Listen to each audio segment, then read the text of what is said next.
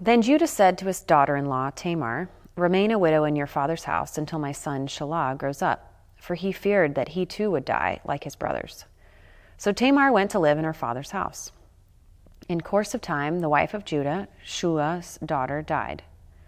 When Judah's time of mourning was over, he went up to Timnah to his sheep shearers, he and his friend Hirah, the Adullamite. When Tamar was told, "Your father-in-law is going up to Timnah to shear his sheep," she put off her widow's garments, put on a veil, wrapped herself up, and sat down at the entrance to Enaim, which is on the road to Timnah. She saw that Shelah was grown up, yet she had not been given to him in marriage. When Judah saw her, he thought her to be a prostitute, for she had covered her face.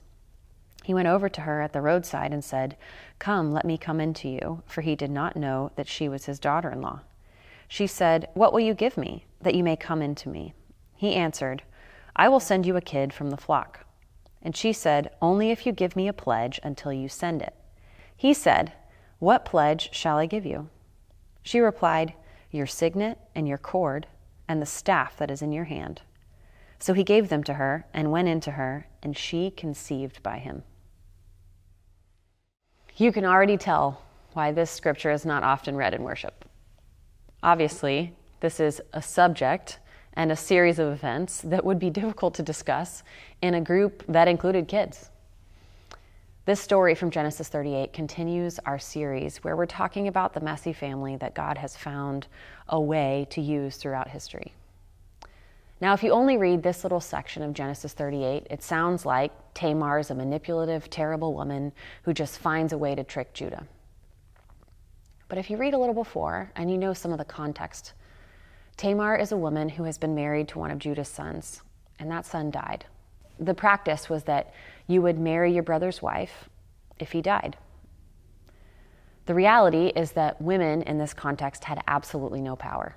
Enslaved people, children, women, animals, they were all just property of the men who surrounded them. And so for Tamar, she found herself not only grieving the loss of her husband, and then her second husband, who was her brother-in-law, but she also finds herself without any power in her world.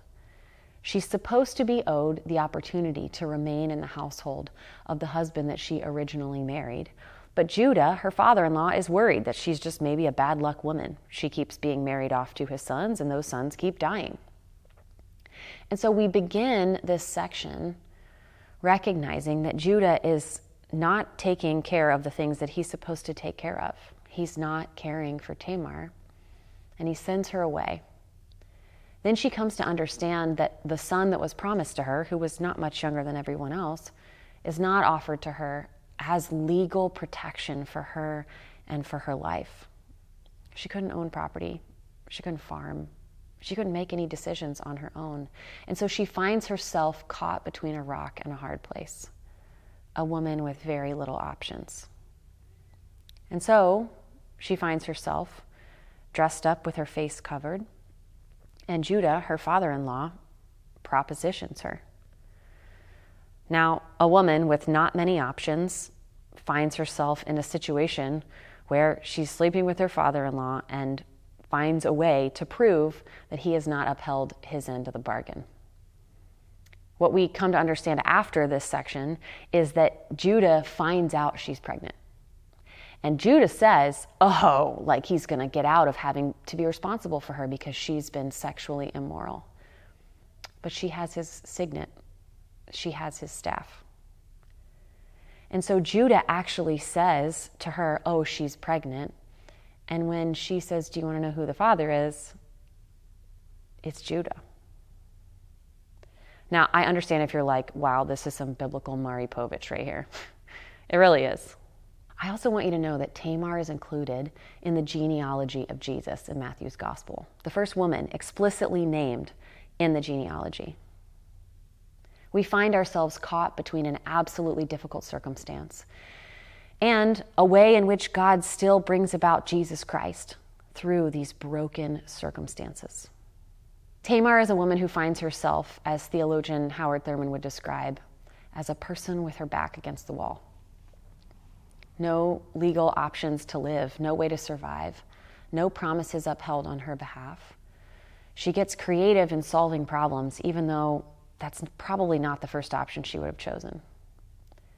Like Tamar, many of us often find ourselves where we have a lot of really bad options. There's not a great one. There's not that shining, glimmering opportunity or that hopeful next step forward, but she finds herself in interlocking systems of oppression with not many choices.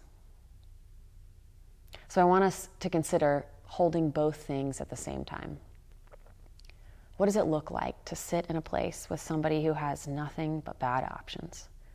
And to acknowledge that sometimes interlocking systems of oppression and the mess that is our world creates a mess for people. How do we find ourselves navigating through gray, through difficulty, like Tamar had to? How do we sit in the midst of things that we cannot change in this moment, but that we know will not have the last word? And at the same time, how do we hold on hope for the idea that at some point God can find a way to bend and shift and move all that is toward goodness? It doesn't mean it was good to begin with. Nothing about Tamar's story is right or good. And yet, she's included in the genealogy of Jesus. She is part of the way that God is telling the story of who Jesus is in our lives even now. And so how can we be those people who hold on to the truth that sometimes systems of interlocking oppression give us a bunch of no good choices, and that that's not the final word in all that we know?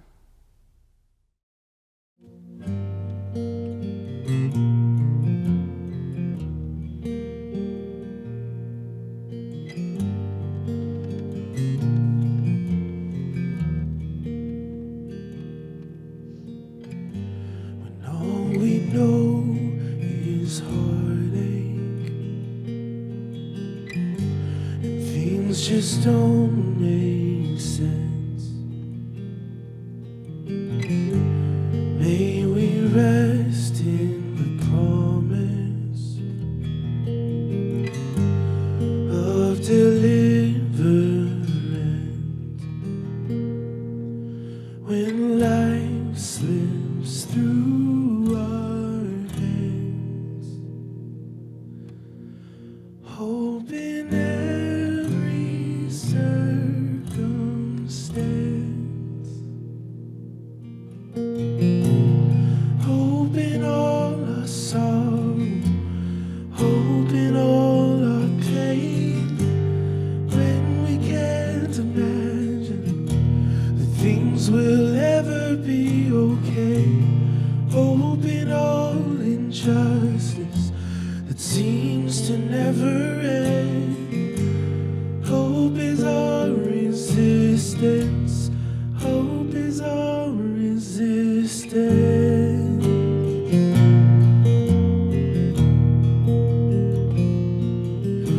Ooh.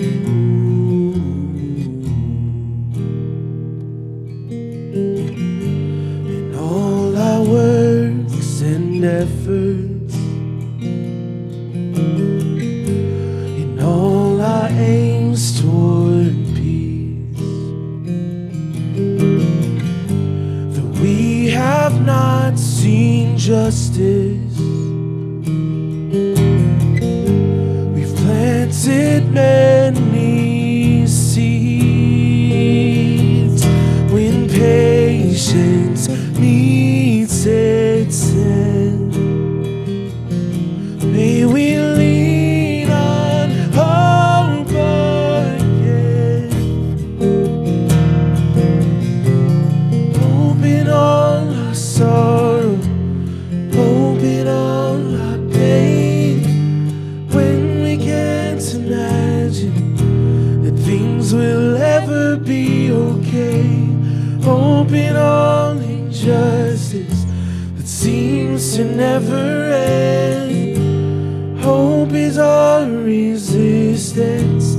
Hope is our resistance. Ooh, ooh, ooh.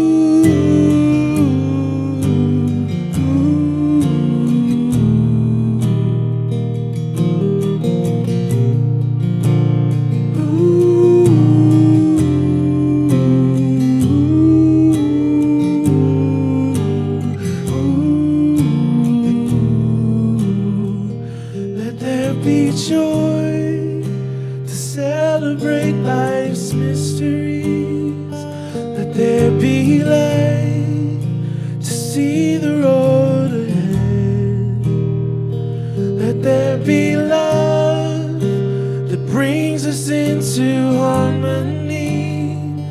Let there be faith that dares to hope again. Hope in all our sorrow, hope in all our pain. When we can't imagine that things will ever be okay. Hope in all injustice that seems to never end. Hope is our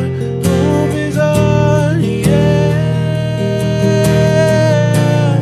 Hope to ease our sorrow, hope to heal our pain. Hope lets us imagine that we will love another day.